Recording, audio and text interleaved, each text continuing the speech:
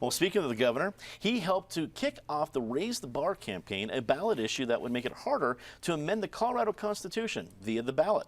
The measure would require signatures from 2% of voters in each of Colorado's 35 state Senate districts, among other qualifications.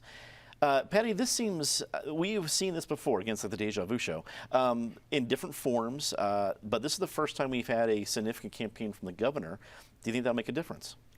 I think it will in this case. This is the Deja Vu state. I mean, and the Deja Vu show. What topic have we not brought up over and over and again? And certainly the push to limit initiatives has come up many times. One of the things I love about Colorado is that you can have citizen initiatives and that people can push causes they believe in.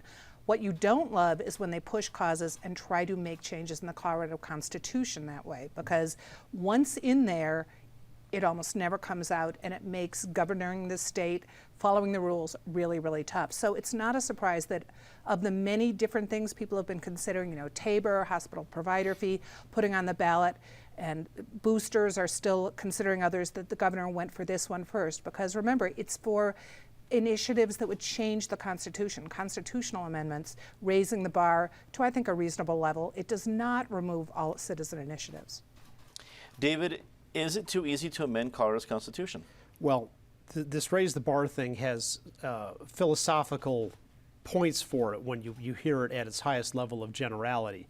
However, when you get into the details, it's a dagger aimed at the taxpayer's Bill of Rights, because it says, on the one hand, for most future constitutional amendments, you need this very difficult thing to do, which is, to get signatures in, a lot of signatures in every state Senate district, which would make it very expensive and often nearly impossible.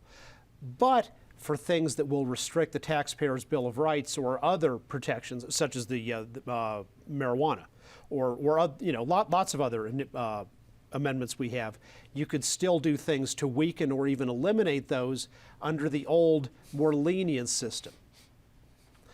It's a one-way ratchet, and the idea is okay in principle, but it should apply fairly in principle to everything and not selectively disadvantage the taxpayer's Bill of Rights. Those details were not in the press release, David. I appreciate you bringing those up. Joey, do you think lawmakers are going to get behind Governor Hickenlooper in support of this campaign? It's a non-establishment year, so it's, I imagine, tricky for folks who are running for re-election. Governor Hickenlooper has the luxury of not running for re-election this year.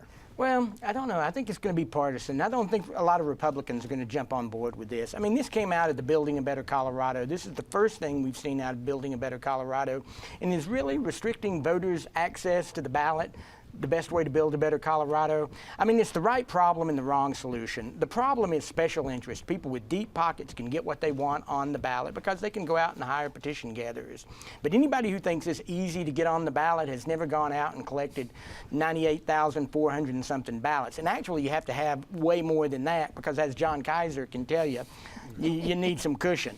So and the ironic thing is if this had to live by its own rules, there's no way it could ever get on the ballot. And I think they're just going to have a hard sell with this, because what you're saying is that we're going to make it harder for people to change the Constitution, the redress of grievances. Yet we're going to make it still pretty easy, by their definition, to do these statutory amendments, but that just puts power right back into the hands of the politician. So what they have to sell is taking power away from the people and giving it to politics in order to do this end around on special interest. I don't know. Let's see what happens as they go out and try to gather their signatures.